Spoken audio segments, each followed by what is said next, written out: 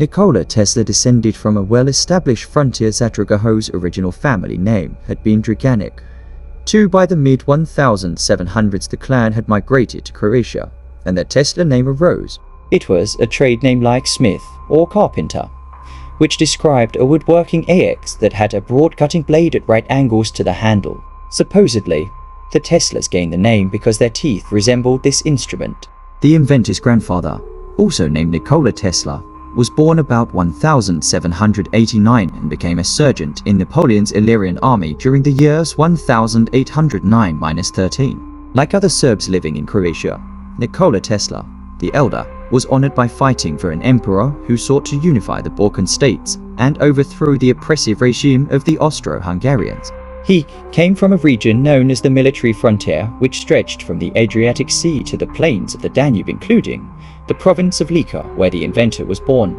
This so-called corpus separatum in the Habsburg monarchy had its own military administration different from the rest of the country, and therefore they were not subjects of the feudal lords. Mostly Serbs, these people were warriors whose responsibility was to protect the territory from the Turks. And in return, unlike the Croats, Serbs were able to own their own land. Shortly after Napoleon's defeat at Waterloo in 1815, Nikola Tesla married Anna Kalinic, the daughter of a prominent officer. After the collapse of Illyria, the grandfather moved to Gospić, where he and his wife could raise a family in a civilized environment. On February 3, 1819, Milutin Tesla, the inventor's father, was born. One of 5 children, Milutin was educated in Ageman Elementary School, the only one available in Gospić. Like his brother Josip, Milutin tried to follow in his father's footsteps.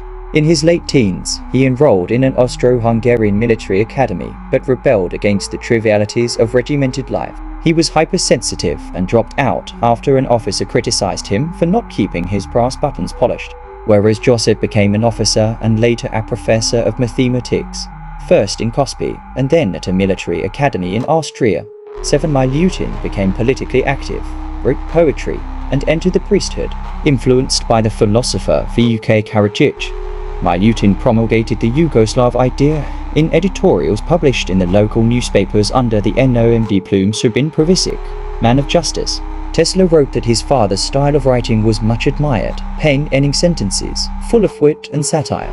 He called for social equality among peoples, the need for compulsory education for children, and the creation of Serbian schools in Croatia. Through these articles, Milutin attracted the attention of the intellectual elite. In 1847, he married Juka Mandi, a daughter from one of the more prominent Serbian families. Juka's maternal grandfather was Toma Budisaljevic 17771840, Aragul, white-bearded priest who was decorated with the French Medal of Honor by Napoleon himself in 1811 for providing leadership during the French occupation of Croatia. Soka Budisaljevic, one of Tomar's 7 children, followed the family tradition by marrying a Serbian minister, Nikola Mandi, who himself came from a distinguished clerical and military family. Their daughter, Juka, who was born in 1821, was Tesla's mother. Eldest daughter of 8 children, Juka's duties increased rapidly, for her mother was stricken with failing eyesight and eventually became blind. "My mother was a truly great woman of rare skill and courage," Tesla wrote, probably due to the magnitude of her responsibilities, which included, at age 16, preparing for burial the bodies of an entire family stricken with cholera. Juka never learned to read. Instead, she memorized the great epic Serbian poems and also long passages of the Bible. Tesla could trace his lineage to a segment of the educated aristocracy of the Serbian community. On both sides of the family, and for generations, there could be found clerical and military leaders, many of whom achieved multiple doctorates. One of Juka's brothers, Pajo Mandi, was a field marshal in the Imperial Austro-Hungarian army. Another Mandi ran an Austrian military academy. Petar Mandi, a third brother and later favorite uncle of Nikola's, met with tragedy as a young man when his wife passed away.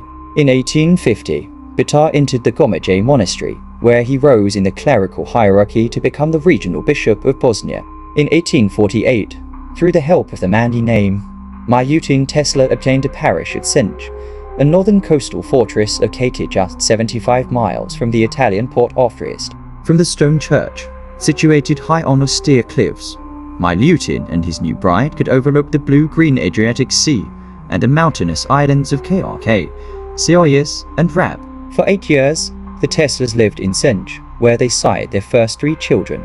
Dane pronounced Darnay, born in 1849, the first son, and 2 daughters, Angelina, born the following year, who would later become the grandmother to the current honorary head of the Tesla Memorial Society, William Turbo, and Milka, who followed 2 years later. As with her other 2 sisters, and like her mother, Milka would eventually marry a Serbian Orthodox priest. Juka was proud of her son, Dane, who used to sit with the fishermen on the shore and bring back stories of great adventure. Like his younger brother, who was yet to be born, Dane was endowed with extraordinary powers of eidetic imagery. 5. Due to a profound sermon on the subject of labor. As a result of which my Lutin was awarded a special red sash by the Archbishop, the minister was promoted to a congregation of 40 homes in the pastoral farming village of Smijan, 16 situated only 6 miles from Gospet. My Lutin was returning home, where his father still lived. In 1855, the young minister, his pregnant wife, and his 3 children packed their ox cart and made the 50-mile journey over the Velebit Ridge through the Lika Valley to their new dwelling. In 1856, Nikola Tesla was born. He was followed 3 years later by Marika, mother-to-be of Sava Kasanovic, the first Yugoslavian ambassador to the United States, and the man most responsible for creating the Tesla Museum in Belgrade. Smiljan was an ideal setting for the young boys to grow up in. Nikola, raised in large measure by his 2 older sisters, appears to have led an Arcadian childhood, annoying the servants, playing with the local birds and animals on the farm, and learning inventions from his older brother and mother. Down to the local creek, the boys would go to swim or catch frogs in the spring or summer, and to build dams in the autumn and early winter in vain attempts to stop the seasonal flooding of the land. One of their favorite recreations was a smooth water wheel, a device which contained inherent concepts that would later form the basis of Tesla's innovative bladeless steam turbines. Other inventions included a cornstalk popgun, which contained principles that Tesla later adapted when he fashioned particle beam weapons, a special fishing hook for catching frogs, snares for capturing birds, and a parasol used in an unsuccessful attempt to glide off the roof of the barn. Young Nico must have taken quite a lap, because his fall laid him up for 6 weeks. 8. Perhaps the boy's most ingenious creation was a propeller driven by 16 Maybergs glued or sewn for a breast onto the wooden blades. These creatures were remarkably efficient, for once they were started, they had no sense to stop and continued whirling for hours and hours. All went well until a strange boy came to the place. He was the son of a retired officer in the Austrian army. That urchin ate Maybugs alive and enjoyed them as though sick they were the finest Blue Point oysters. The disgusting sight terminated my endeavors in this promising field, and I have never since been able to touch a Maybug or any other insect for that matter. 19. Some of the inventor's earliest memories, when he was 3, were recalled when he was an octogenarian. Many years before pigeons, Tesla showered his affections on the family cat, Meek, the fountain of my enjoyment. I wish that I could give you an adequate idea of the depth of affection which existed between me and him. After dinner, Nico and his cat would rush out of the house and frolic by the church. Meek would grab me by the trousers. He tried hard to make me believe he would bite, but the instant his needle-sharp incisors penetrated the clothing, the pressure ceased and their contact with my skin was as gentle and tender as that of a butterfly alighting on a petal. Tesla liked best to wallow in the grass with Ma AK. We would just roll and roll ... in a delirium of delight. In this peaceful setting, young Nico was introduced to the barnyard animals. I would take one or the other under my arm and hug and pet it. He wrote, especially the grand resplendent cock who liked me. It was also at this time that the boy began to study flight, a topic of interest that caused him in later life to invent a variety of novel flying machines. His relationship with birds, however, was filled with contradictions. My childhood would have passed blissfully if it did not have a powerful enemy. Our gander, a monstrous ugly brute, with a neck of an ostrich, mouth of crocodile, and a pair of cunning eyes radiating intelligence and understanding like the human. One summer day, my mother had given me a bath and put me out for our soon warming in Adam's attire. When she stepped in the house, the gander espied me and charged. The brute knew where it would hurt most and seized me by the nape, almost pulling out the remnant of my umbilical cord.